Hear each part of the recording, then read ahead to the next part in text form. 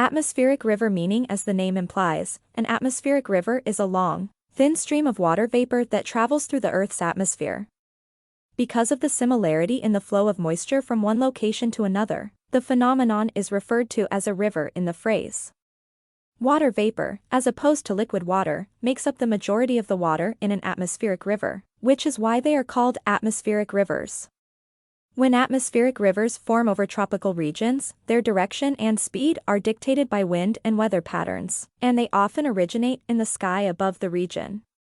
The water vapor in an atmospheric river cools and condenses when it reaches a region that is sufficiently cold, resulting in rain or other kinds of precipitation.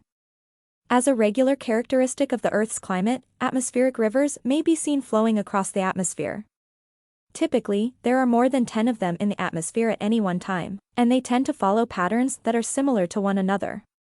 This atmospheric river, known as the Pineapple Express, runs from Hawaii to the western half of the United States and Canada, and is one of the most well-known instances of its kind in existence.